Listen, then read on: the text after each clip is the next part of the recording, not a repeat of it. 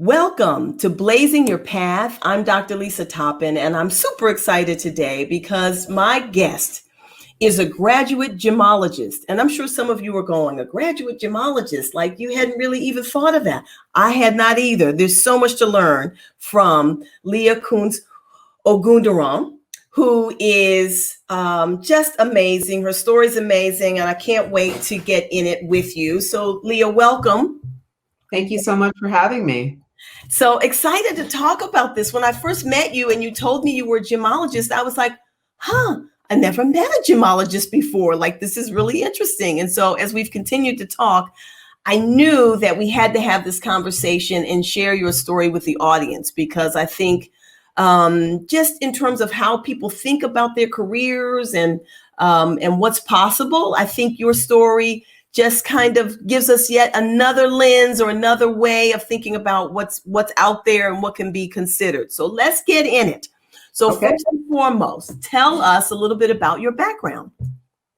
So I'm originally from Ohio, and I have a BA in marine biology. And when I was in college, I met a friend who was studying psychology, actually. But he was from a family of jewelers, and they required all the children to go to college and get a BA in whatever they were interested in.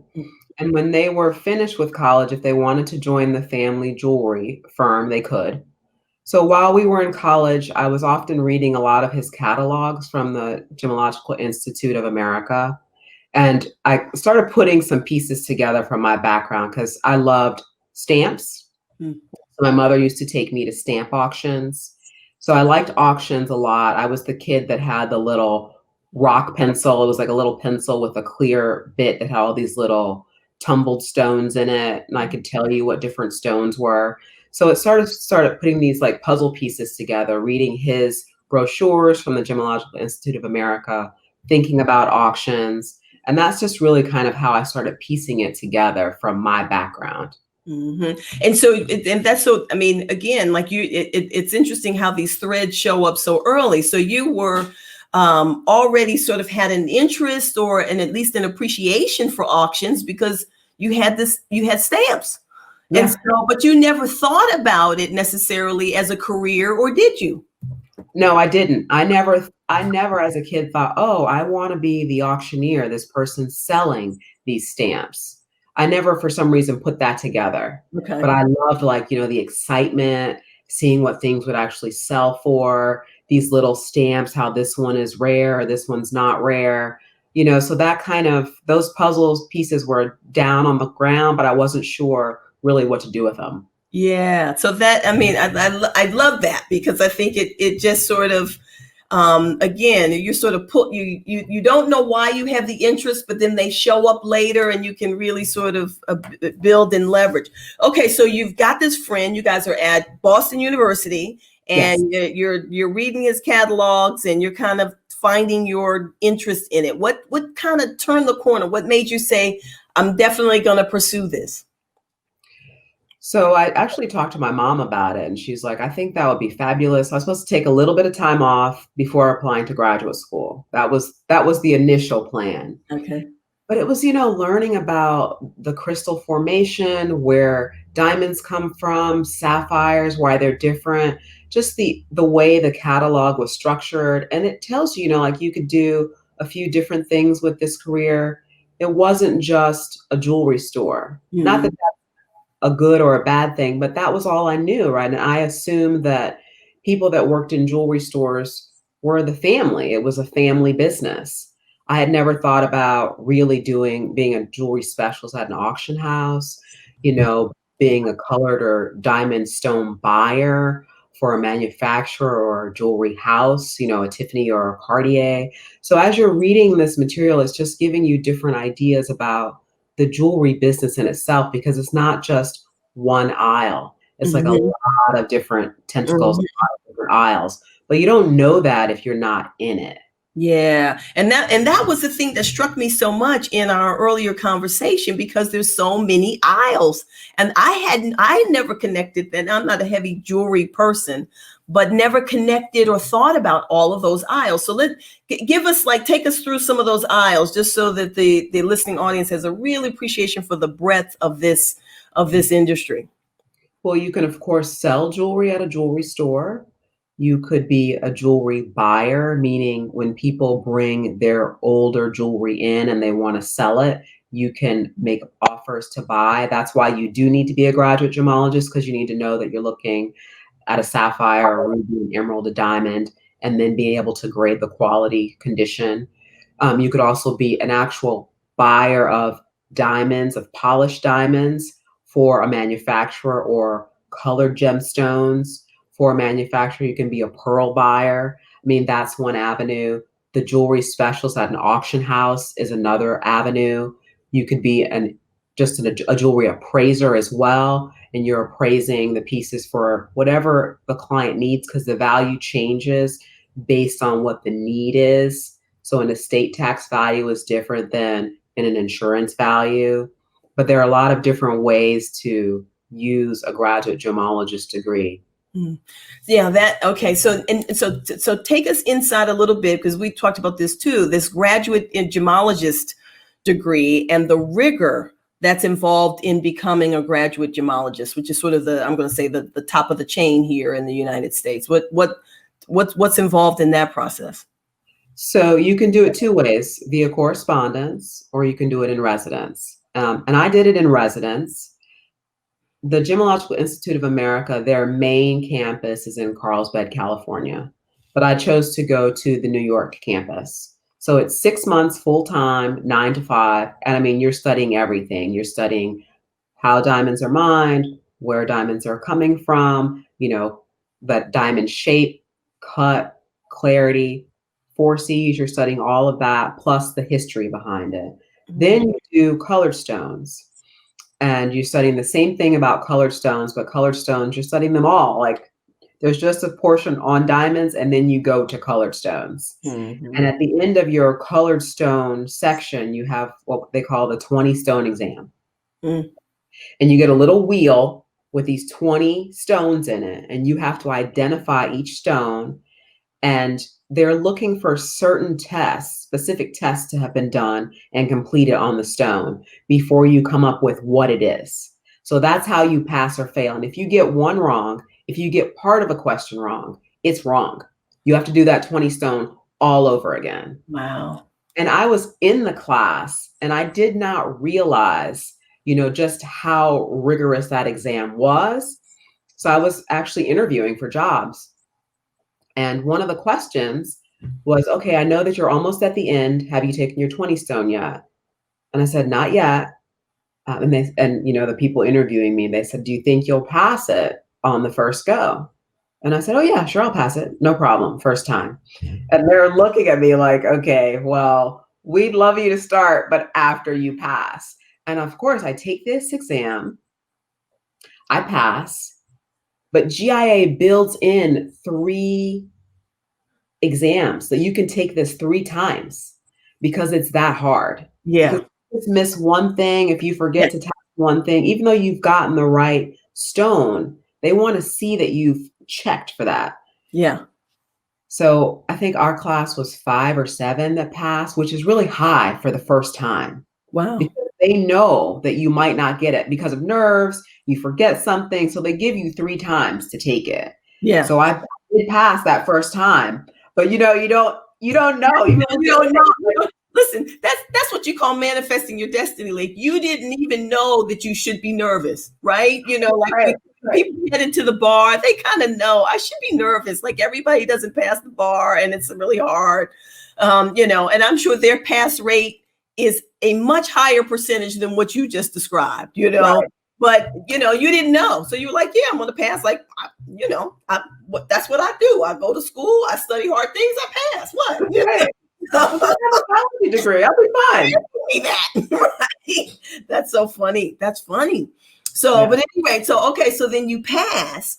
And so now are you thinking, so what are you thinking now? So you've given us all these different aisles. What aisle are you going to go down? So I had passed and I got a job at an auction house. Okay. Because when I finished my degree, when I finished my BA, I thought, I'm thinking about this gemology degree. And I said to myself, well, let me get a part-time job at an auction house in Boston. So I worked for an auction house there. And I was literally the schlepper. We set up the displays, we take them down, we help with the auction viewings, we're packing things, but I still loved it. So I went to GIA, passed, become a graduate gemologist. And then while I'm doing that, I'm interviewing. So I had gotten a job actually as a jewelry cataloger for Christie's Auction House. So when I was done with my GG, so I had the pressure, right, of they're like, are you going to pass? Yeah, I'm going to pass because I have a job waiting for me if I pass. So I passed and then I get this job. So I just jumped right in and I was describing jewelry, the catalog descriptions that you see in auction house catalogs for jewelry. That was what I do. I used to do there. Okay. And then something called a condition report, which isn't printed in the catalog. So that tells you the condition of the piece, the color, the clarity, what we think is the weight, if there's any chips to the enamel, depending on the piece. So that's what I was doing. Wow. Because I love that auction bit, that auctioneering side. So just as you're saying that, and you said Christie's, and we'll hear Christie's every now and again on the news when there's somebody famous or something that's, being auctioned there. So here's a question. So you are a young woman, you're blazing your path, you're in your 20s, you're African American, and I'm imagining that there are not a lot of African American graduate gemologists in the country, and you're going to a top auction house. How did that work for you? How did that feel for you? And did you run into, I'm going to say, the challenges that, we might in our minds imagine that you might have run into? So when you're doing it, like with the 20 stone, I'm going to pass. There was definitely some hesitancy about me being, not me being there, but the fact that I'm the only person there. Right. There's another specialist. She is top in her field, European furniture, I think. But by this point, by the time I start, she's in Los Angeles full time. So she comes back to New York for these huge sales, business meetings, or whatever she needs to do. But she's not, in the building with me on a day-to-day basis. So I am definitely an anomaly as a specialist, for sure. Right. I'll say I did experience some reluctance, other people, but all over, not just inside, but all over. Yes. Even for dealers, it's like, who is this person? Right. Once they realize you know what you're talking about, you're another specialist, but you've got to get there. You got to hurdle. Yeah. No, totally. Yeah. No, which makes sense. I mean, and like you said, it's not one place, it's everywhere. So when you break the mold of what people are expecting to show up and you walk in and they're like, who are you? You're not like, okay. Oh, you're the specialist? Oh, okay. And then they, you do what you do, then I guess they make, like I said, they make the hurdle. So yeah, okay. Having that name on my card, they're like, okay, she knows something. She's there. Right. So that, that means so much. But I know when you show up in the space and you're the only one, and we know folks are still showing up in spaces and are still onlys. And so important to hear that, you got to show up your excellence and let the excellence do the talking. And so I would tell people listening, take the challenges, because you're going to be challenged, right? Because you're new to the space.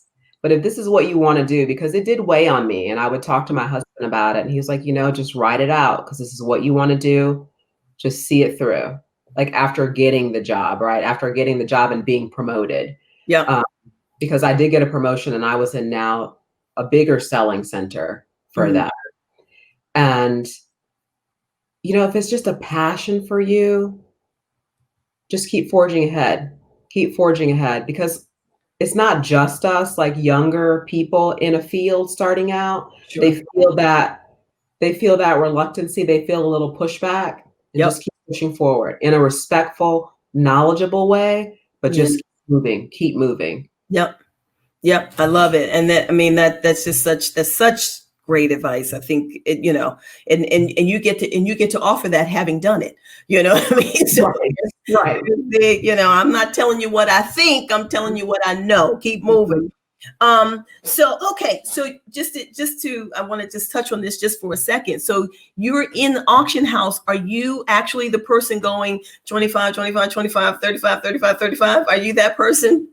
So when I was at Christie's, I actually signed up for auctioneering classes because I wanted to be an auctioneer. I wanted to actually sell in art jewelry sales. Okay. And my husband is a professor and got a job in Florida. So we moved to Florida and I wasn't able to finish to actually start those classes. So Okay. what I did at Christie's was I did the charity auction classes. So I Okay. did a couple of charity auctions while I was in New York, and I continued to do charity auctions in Miami. It wasn't until we came to North Carolina that I was able to actually take the state classes to become an auctioneer. So I'm a licensed auctioneer in the state of North Carolina. So Wow. I now can be that person. Yeah. 1,000, 1,500, Yeah, 1,500. right, right, right. Now So me. yeah, oh, that's so cool. That's so cool. And so when you are, I've often wondered, like, do you feel the pressure of making sure you're seeing everybody's paddle? Does that feel like it's moving fast, or how So, do you do that? so when you're actually auctioneering, and I don't do that as a living, but it was something that I had to do for myself. So I Mm. had to get that license and I keep it up and I do the continuing education and stuff like that. But when you are auctioning, if you're at a organized auction, you have spotters. There Oh. are people in the audience looking and telling you, hey, I've got a bid. There's a bid over here. Mhm. On my Mm. finger. There's a bid over here. There's a bid in the back. So that's how you're catching those Wow. bids. Okay. You don't Oh, have to do it all on your own. okay. That's okay. See, You do have to recognize them, yeah, so you recognize them, "Hey, I've got a bid in the back for 1,200." You go back to your last bidder, "Do you now want it for 1,500?" right. So you're asking, Yeah, yeah. but you have help. Yes. Okay. I've only been to auctions where they were, trying to raise money by auctioning men for dates. So Yeah, charity auction. yeah, yeah, which I didn't participate in. Just want to say, okay. But anyway, I do. But back in my single days, it's going back a minute, but I do remember those. It was kind of a lot of fun. Okay. So all right, so you came to North Carolina, and so you're still working in. So tell me what lane you're in now. So now I'm in more of I buy jewelry from clients that don't want the pieces anymore, and I do insurance appraisals as well. If people are interested in having an updated insurance appraisal, they've gotten something new. So I do that more. I Okay. do the continuing education for my license. Um, and then there's something called Uniform Standard Appraisal Practices. Mm. And that is just basically standards on how appraisers should operate, ethics, rules. So I have done that and I keep up to date on that. So I do that continuing education every year as well, so that I can actually do insurance appraisals. Now, it doesn't tell you how to do a jewelry appraisal. They're general ethics rules for all appraisers, Right. but it's just another standard that appraisers adhere to. Right. So that's kind of the lane I'm in right now, is the buying jewelry appraisals. And then with that, from my Christie's days, I used to do the Antiques Roadshow. Oh, So I would appear as an appraiser on that show, and I still do that. And I have to say, they've been very flexible with me mm, because of my children. I took like a 10-year hiatus, came back, and when they invite me back, I try to make sure that I can go with my husband's schedule because he's an archaeologist. So between the two of us, sometimes I can only do one show a season, but mhm. I will try to get on and go. And that's fun because it's a long day from like 7 to 7.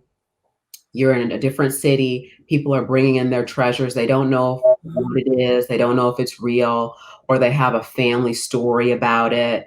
And you help them. And if it's a good story, then you'll get on air and they'll tape you and they'll tape your client. And it's always great to see the client's reaction.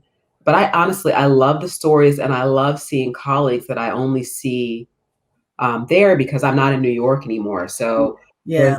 people from different auction houses that I get to see, you know, about once a year. They're not all in New York, but from all over. But Yeah. it's because it's almost like a reunion, but a working reunion, right? And Yeah. you're learning things by listening to them, by seeing new things. So it's always a good time. It's a lot of work, but it really is a great show. It's well run, and I enjoy doing it.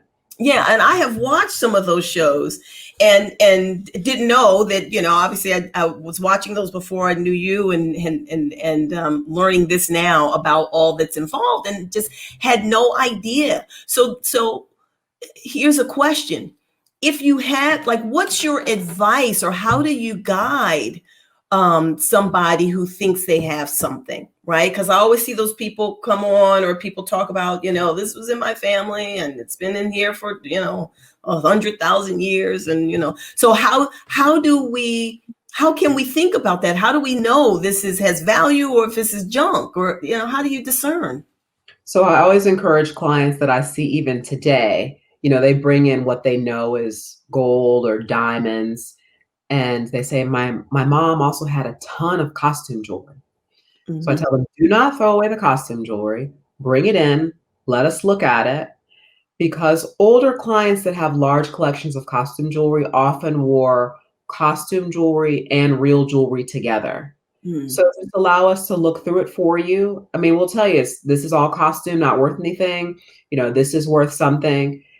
Do that first before you have your own garage sale, or if you're using an estate sale agent, they're going to look through that for you. But I would say don't make any assumptions Mm-hmm. that it's real or not real and bring it in and let someone look at it for you. Okay. Okay. Because just too easy to not to miss it and not know what you're looking at. Absolutely. Because some people think, oh, this is too big, it can't be real. Mm-hmm. Or, it's too shiny, it can't be real, which is not the case at all. A Yeah. lot of times as jewelry appraisers, jewelry buyers, we see things that are marriages. So Mhm. maybe it's two pieces that didn't start out in life together, but they're joined together. So it might give it a bigger look, or we'll see the opposite, something that was like a big necklace and there were three girls. So they split up the pieces and Mhm. each girl got a couple of earrings and a pendant, or one got earrings, one got a ring, one got a pendant. So there are lots of ways that jewelry can be changed. And for us today, our eyes are not used to looking at that. So we think that it might not be real. And I Wow. would say get an expert to look at it for you. Wow. Yeah, and I can see now as you're saying that how there is such a historical component because you're sort of looking at it and giving that analysis as to whether or not these were three pieces, were they at one time one, or just sort of all of the history that's baked into that. Right. Yeah, it's really really interesting. Okay, so what would you say has been the most difficult part about blazing your path to this date? What's been the biggest challenge for you? The biggest challenge, possibly moving to new locations. Mm-hmm. So when I moved to North Carolina, honestly, I had no idea if there was a job here that I would be interested in doing. And I was pleasantly surprised to wind up at Perry's. I've been a jewelry buyer there for 12 years, but it's more along the lines of what I like to do because Mm-hmm. I like to see different things, new and old, that stock rotation because we're constantly buying things from clients. They're bringing in new things. So it was a good mix because at auction, you see it all and Right. you see lots of it. So it's hard to replicate that kind of momentum, that Mm-hmm. movement in a Mm-hmm. place. So I think that was one of the hardest challenges is what would it be like and what of course would it be like here, right? Mm-hmm. In North Carolina, because I'm again from Ohio, went to school in Boston first started my career in jewelry in New York and then moved to Miami. So I was very skeptical about what this landscape would look like for me. Yeah. And they were very welcoming. You do get hesitancy because of course nobody expects to see me here Right. doing this. Right. And I have to say my colleagues back me up 100%. Mm-hmm. They respect me. They know the work I've put into being where I am right now. And Mm-hmm. I've had the same job, part-time job for 12 years. They're flexible with me. I have a colleague, we share an office and I never see her because we share the office. So, she's there when I'm not. But they've been very supportive. But I would say it's always hard not knowing where you're going to land, right? Yeah. Yeah. So Yeah. we moved here because my husband had a job, right? But for me, it was like, okay, let's see what I find, if I Yeah. find anything. And I was surprised to find this because I Yeah. thought it would be more, I thought it would be more sales. And there are people that are really good at that, just selling and, not just selling because it's an art in itself, Mm-hmm. art to sell jewelry. It's an art to discern what a client is actually asking you for, what they're actually looking for. Mm-hmm. And I'm more of the detective. Let me figure out what happened to these pieces, Right. or let me figure out if this is a great cut or if the stone was recut. Like that's kind of the thrill for me, and of course the momentum of an auction. Yeah. But I would say that's the hardest bit, the transitioning. Yeah, and that's it. I'm gonna save that for my last question. But I hear through all of that is really the balance of family, and very often when you have two professionals with like you and your husband, somebody's going to have to make the compromise to support the other person's move and career. And so I totally get that. But I'm going to save that one because I want to know a couple of more things before we get to the final question. Okay. So, what has been your best discovery about blazing your path? So what did you discover that that just serves you well now? So I would say that having a degree, a BA, Mm-hmm. and whatever has been very helpful for me because it allows you to do research. If you can research, you can read.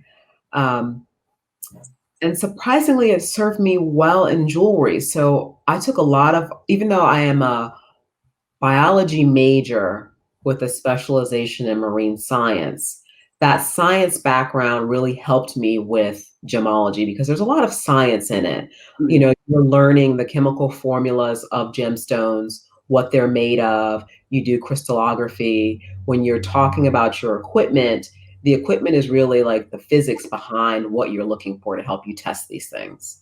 So that's like that's the techie side, which the biology really helped me with. But Okay. then the archaeology helped me with archaeological revival jewelry that you see in the Victorian era. Like, why are they doing this little gold bead granulation? Where is this coming from? Why is there so much Egyptian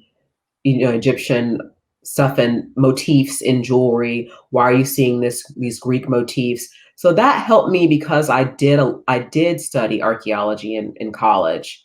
I didn't do a lot of history, actually. I tested out of the history, so I didn't do the history, but I did archaeology.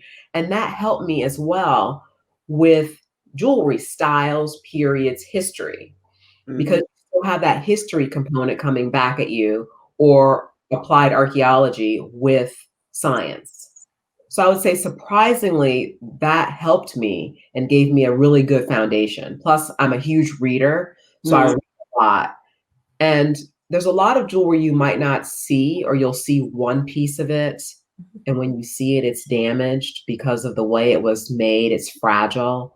So to be able to read all of these jewelry history books and put jewelry in context with what's happening, clothing wise, war affects jewelry as well. So all of these different components make up the jewelry history piece that I like. Yeah, that's interesting. Okay. And you don't think that it slid past me that you tested out of history, ma'am. So I'm just AP, AP.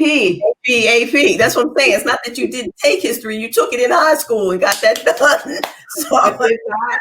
And then I did a summer course, and that was college credit. So I got out of that. So that's why I didn't actually have to take history in college. no, you already took it. Yeah. You took it. You I just was done with that. took it before. Yeah. Yeah. So no. So that's awesome. I was just calling that out because I heard you say that and you were giving yourself that credit. I want you to have all the credit. Okay. So okay, so here's my big question. So what's your favorite gem? Because I think that we all grow up and we're just kind of focused on diamonds. And now I'm thinking, well, you're talking about these colored stones. Maybe I should be focused on other things. I love sapphires. That is one of my favorites. And what makes it so? I love the blue. Mm-hmm. But there are different shades of blue. Right. So you have this, like cashmere is one of the most desirable sapphires from the region of Kashmir with no heat. Because a lot of gemstones are heated to improve their color. Oh. You get that cashmere sapphire, cornflower blue. I love that. Then there's a Burma sapphire, which is a little more electric. And then you have a Ceylon sapphire, which is a little bit lighter. And one of my colleagues at Christie's, she used to tell me, this is a good night stone. And I'm not from a jewelry background. I was like, a night stone? Like, how intriguing is that? Right. Like, you still get the blue, but it's not too dark. You can wear it at night. Like, that's so awesome. That's really awesome. See, I knew you were going to say something different than diamond. I knew that. So these are the things we need to know, ladies. We've got to expand our view of what we're asking for with these or partners show up and are looking for jewelry. Maybe we need to expand our purchasing lens here. So that's right. Colored stones are awesome. And they're very personal. So you can, you might be better in red and someone else better in green, yellow. You have the yellow sapphires. You could also do yellow diamonds. So colored stones, I find them pretty fascinating. Okay. There you go. And I guess there's a lot of story there too, just in terms of sort of, yeah. So, okay. That's really cool. So, okay. So we're in holiday season and I know people are like buying rings and bracelets and earrings and all kinds of things for the for gifts for holidays. Is there any counsel or advice on how to think about that? Is there a way to approach it, particularly for a layperson?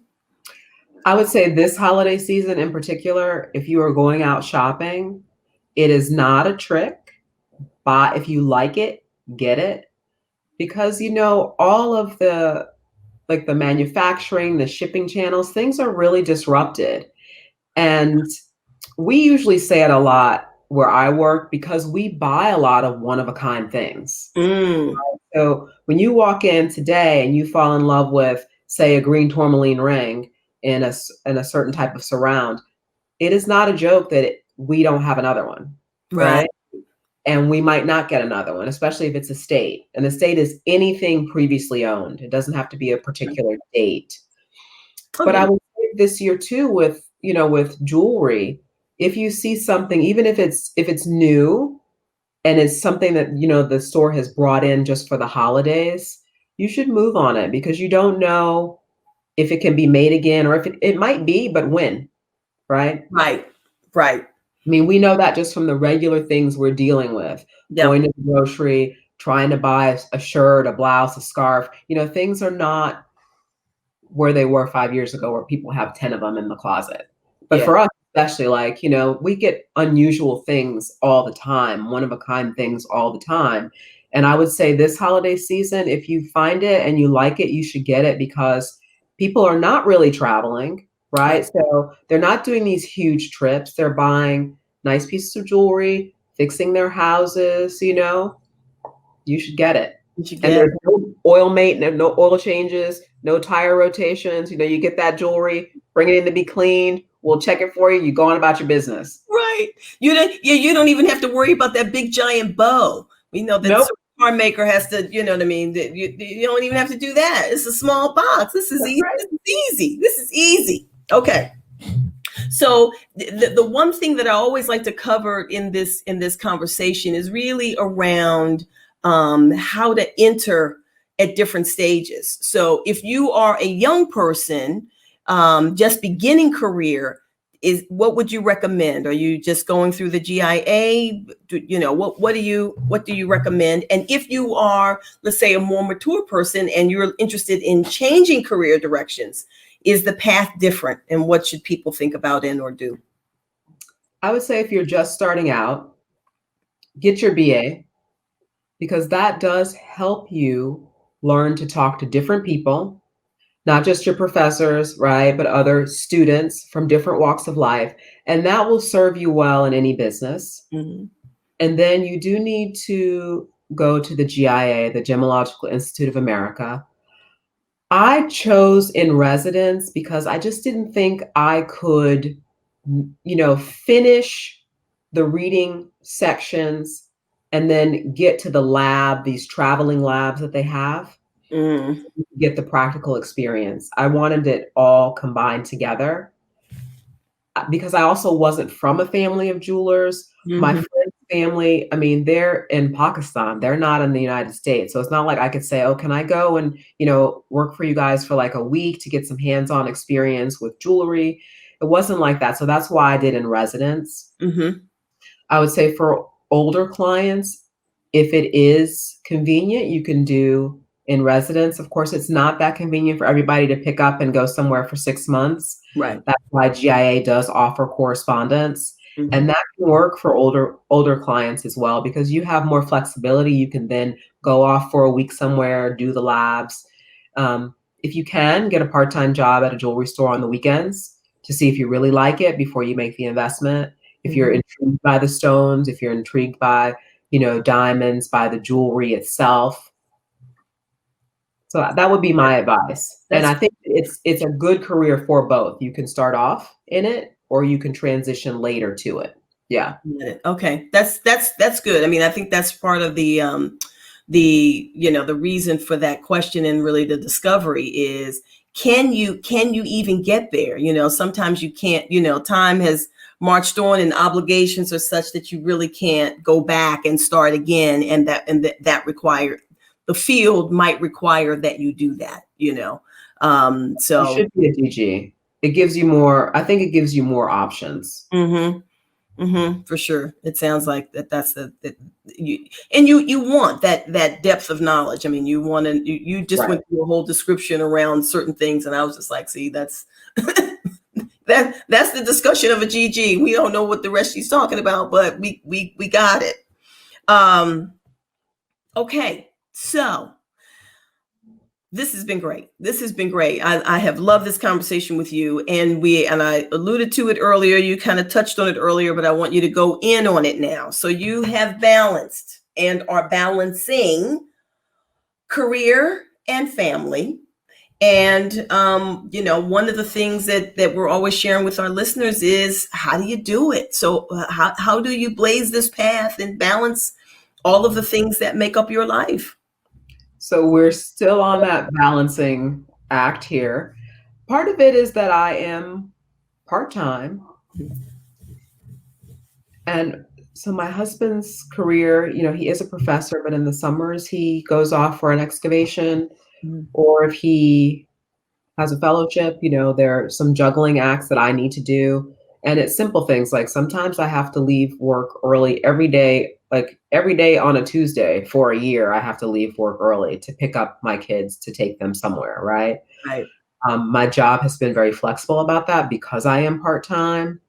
And I mean, I show up. I do the days that I say I'm coming, I come. Yeah. If I do not come, it is because I'm sick or my children are sick, but I'm there the days that I say I'm going to be there, and they've been flexible about that, to be honest. Mhm. And I think it's helpful too that another colleague is part time, and we both. I needed it. She kind of wanted it, but I really needed it because I Mhm. knew I needed that flexibility, especially us coming from Miami. We worked it out that I worked every weekend. Mm. right? So when I was still full-time there, I was off 2 days during the week and I worked every weekend. Right. That is horrible though for a family, right? So this is the compromise that we have made, me being part-time, and it's much more helpful and more healthy to have Mm-hmm. the time and to keep the kids on a schedule. Yep.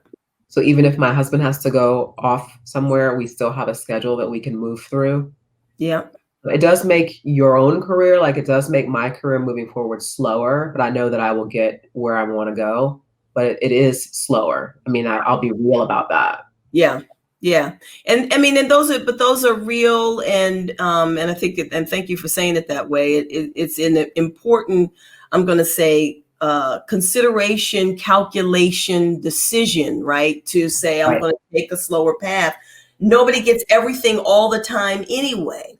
Right. What you do get, and I can say this just because I know these guys, are two very well-adjusted, high-performing young men, Thank twins, Thank you. and they're exceptional. They're exceptional, and so your presence with them is paying off. It might not yield promotions, but you know. Right. And I love it. I adore the time with them. You know Yeah. how your kids are, like they're on you, they're not on you, but they're just, you forget, I think, as an adult how funny kids are. Yeah. Yeah. Right? And the things their friends are telling them, I'm like, what? Right. Right. Right. But it is a balance for women that are working, who want a career, don't give up on yourself. You're gonna get back to where you want to be. Yep. And just keep plodding ahead. It's not that sexy to say that, I'll be honest, Yeah.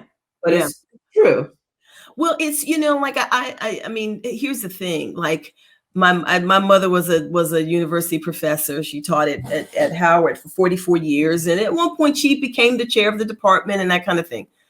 But on her deathbed, I do not think that she was looking. We were there. We were, surrounding her. I don't think she was looking at us thinking, "I wish I had become the dean." I don't think Right. that was her thought. I think that she Right. was sort of in that moment, sort of taking stock of her life, which had everything to do with her husband, who was standing there to her right, and her three children that were sitting there at the foot of her bed, and it had so much more to do with that than Right. what her career was. And her career was great in its own right, right? But Mhm. just in terms of sort of I'm going to say the measure of a life, and it has a lot of ways in which it gets measured. Let me say it that way. Yeah, I agree. Yeah. I agree.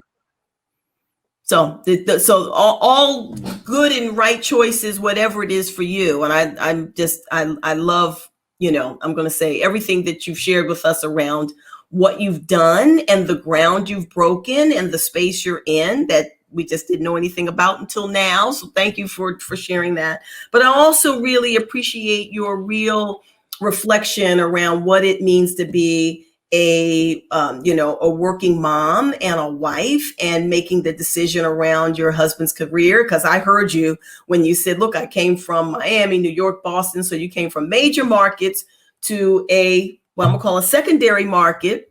Right. Charlotte is great, but it's not the same as DC and Boston and California, and so, what was that going to be like, and what challenge was it going to present, and or opportunity? And you've made it work in an amazing way. And so it's just good to hear that. I think it encourages the rest of us to know and consider that, what, when you decide that there's opportunity, perhaps there is.